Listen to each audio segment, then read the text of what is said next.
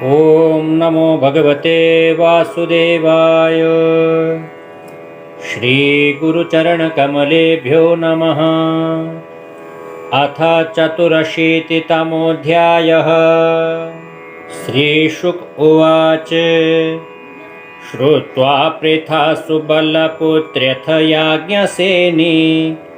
माधव्यथा क्षितिपपत्न्य उत स्वगोप्यः कृष्णेऽखिलात्मनिहरो प्रणयानुबन्धं सर्वाविशिस्म्युरलमश्रुकलाकुलाक्ष्यः इति सम्भाषमाणासु स्त्रीभिः स्त्रीषु नृभिर्नृषु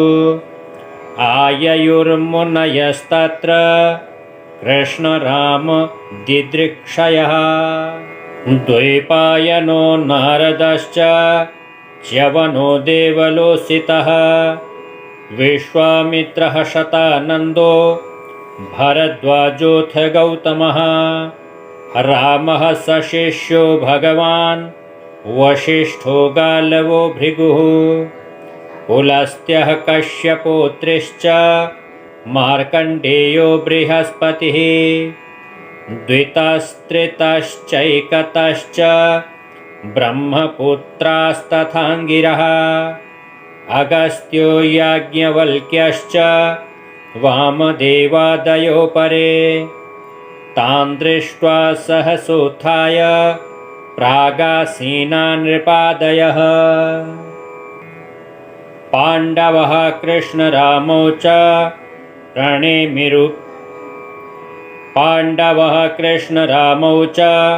प्रणेमुर्विश्ववन्दितान् तानानर्चुर्यथा सर्वे सह रामोच्युतोर्चयत् स्वागतासनपाद्यार्घ्य माल्यधूपानुलेपनैः उवाच सुखमासीनान् भगवान् धर्मगुप्तनुः सदसस्तस्य महतो यत वाचो न शृण्वतः। श्रीभगवानुवाच अहो वयं जन्मभृतो लब्धं कार्त्स्नेन तत्फलं देवानामपि दुष्प्रापं यद्योगेश्वरदर्शनं किं स्वल्पतपसां नृणा मर्चायां देवचक्षुषां दर्शनस्पर्शनप्रश्न प्रौह्वपादार्चनादिकं न ह्यमयानि तीर्थानि न देवमृच्छिलामयः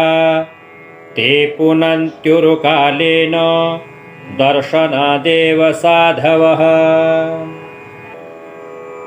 नाग्निर्न सूर्यो न च चन्द्रतारका न भूर्जलं खं श्वसनोऽथ वाङ्मनः उपासिता भेदकृतो हरन्त्यघं विपश्चितो घ्नन्ति मुहूर्तसेवया यस्यात्मबुद्धिः कुणपेतृधातुके स्वधिकलत्रादिषु भौमयुज्यते यतीर्थबुद्धिः सलिले न कर्हि चेत् जनेष्वभिज्ञेषु स एव गोखरः। श्रीशुक उवाच निशम्येथं भगवतः कृष्णस्य कुण्ठमेधसः वचो दुरन्वयं विप्रास्तूष्णीमासन् भ्रमद्धियः चिरं विमृश्य मुनय ईश्वरस्येषितव्यतां जनसंग्रह इत्यूचुः स्मयन्तस्तं जगद्गुरुम् मुनय ऊचुः यन्मायया तत्त्वविदुत्तमा वयं विमोहिता विश्वसृजामधीश्वरः यदीशितव्या यतिगूढ इहया अहो विचित्रं भगवद्विचेष्टितम् अनीह एतद्बहुधैकयात्मना सृजत्यवत्यत्ति न बध्यते यथा भौमैर्हि भूमिर्बहुनाम रूपिणी अहो विभुम्नश्चरितं विडम्बनम् अथापि काले स्वजनाभिगुप्तये बिभर्षि स त्वं खलनिग्रहाय च स्वलीलया वेदपथं सनातनं वर्णाश्रमात्मा पुरुषः परो भवान् ब्रह्मते हृदयं शुक्लं तपः स्वाध्याय संयमे यत्रोपलब्धं सद्व्यक्तमव्यक्तं च ततः परम् तस्माद् ब्रह्मकुलं ब्रह्मन् शास्त्रयोनेस्त्वमात्मनः सभाजयसि सद्धाम तद्ब्रह्मण्याग्रणीर्भवान् अद्य नो जन्म साफल्यं विद्यायास्तपसो दृशः त्वया संगम्य सद्गत्या यदन्तः श्रेयसां परः नमस्तस्मै भगवते कृष्णाय कुण्ठमेधसे स्वयोगमाययाच्छन्न महिम्ने परमात्मने नयं विदन्त्यमि भूपा एका रामाश्च वृष्णयः मायाजवनिकाच्छन्न मात्मानं कालमीश्वरम् यथा शयानः पुरुष आत्मानं गुणतत्त्वदृक् नाममात्रेन्द्रियाभातं न वेदरहितं परम् एवं त्वा नाममात्रेषु विषयेष्विन्द्रिये हया मायया बिभ्रमच्चित्तो न वेदस्मृत्युपप्लवात् तस्याद्यते ददृशिमाङ्घ्रिममौघमर्ष तीर्थास्पदं हृदि कृतं सुविपक्वयोगैः उत्सिक्तभक्त्युपहताशय जीवकोशा आपुर्भवद् उत्सिक्तभक्त्युपहताशय जीवकोशा आपुर्भवद्गतिमथोऽनुगृहाण भक्तान् श्रीशुकुवाच नित्यनुज्ञाप्य दाशार्हं धृतराष्ट्रं युधिष्ठिरं राजर्षे स्वाश्रमान् गन्तुं मुनयो दधिरे मनः तद्वीक्ष्य तानुपव्रज्य वसुदेवो महायशः प्रणम्य चोपसङ्गृह्य बभाषेदं सुयन्त्रितः वसुदेव उवाच नमो वः सर्वदेवेभ्यः ऋषयः श्रोतुमर्हथ कर्मणा कर्मनिर्हारो यथा स्यान्नस्तदुच्यताम् नारद उवाच नातिचित्रमिदं विप्रा वसुदेवो बुभुत्सया कृष्णं मत्वार्भकं यन्नः पृच्छति श्रेय आत्मनः सन्निकर्षो हि मर्त्याना मनाधरणकारणम् गाङ्गं हित्वा यथान्याम्भस्तत्रत्यो याति शुद्धये यस्यानुभूतिः कालेन लयोत्पत्त्यादिनास्य वै स्वतो न्यस्माच्च गुणतो न कुतश्च नरिष्यति तं क्लेशकर्म परिपाकगुणप्रवाहे रव्याहतानुभवमीश्वरमद्वितीयं प्राणादिभिः स्वविभवैरूपगूढमन्यो मन्येत सूर्यमिव मेघहिमोपरागैः अथो चुर्मुनयो राजन् नाभाष्यानकदुन्दुभिं सर्वेषां शृण्वतां राज्ञां तथैवाच्युतरामयोः कर्मणा कर्मनिर्हार एष साधुनिरूपितः यच्छ्रद्धया यच्छ्रद्धया यजेद्विष्णुं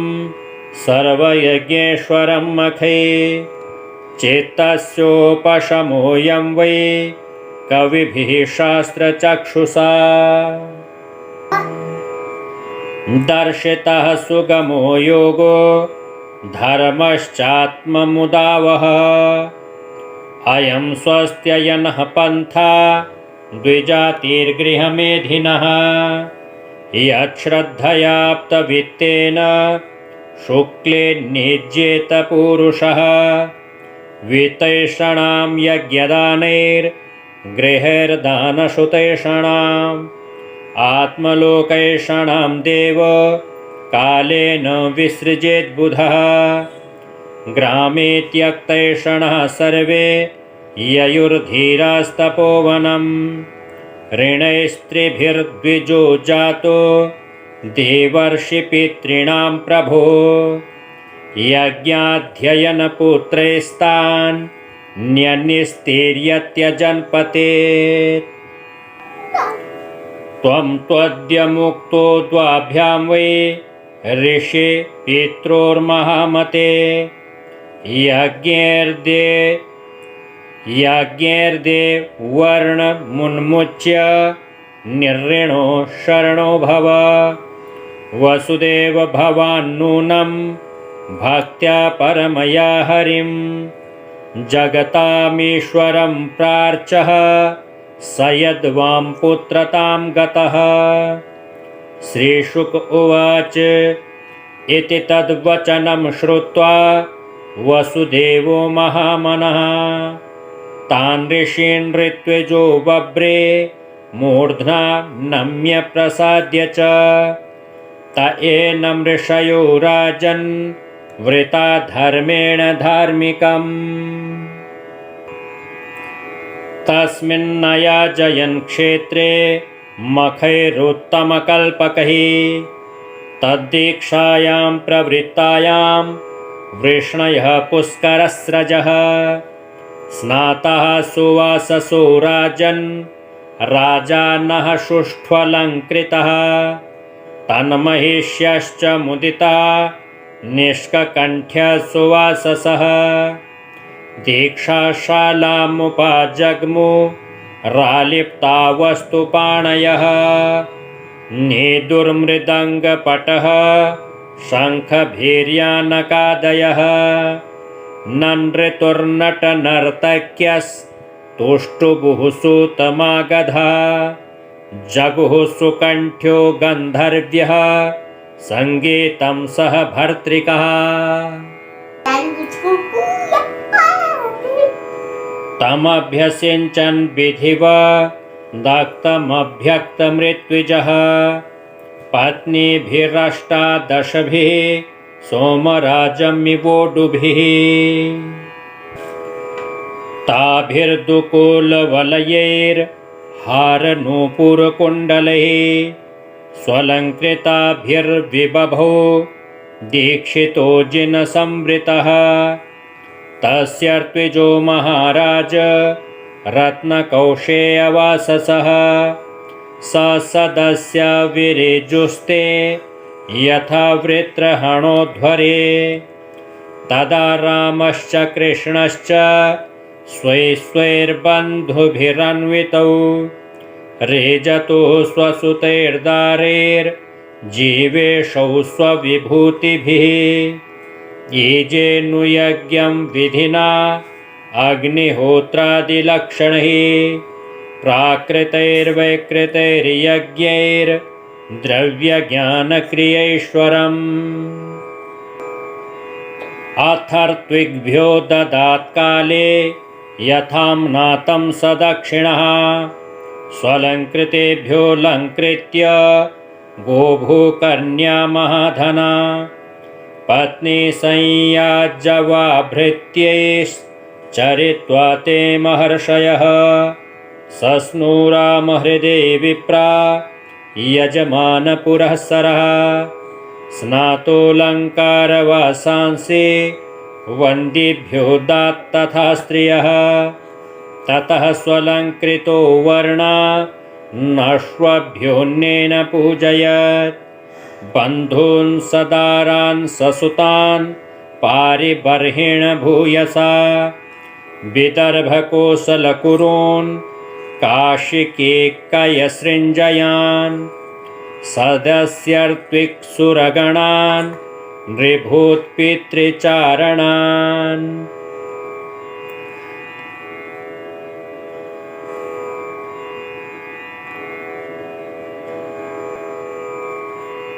सदस्यर्त्विक्सुरगणान्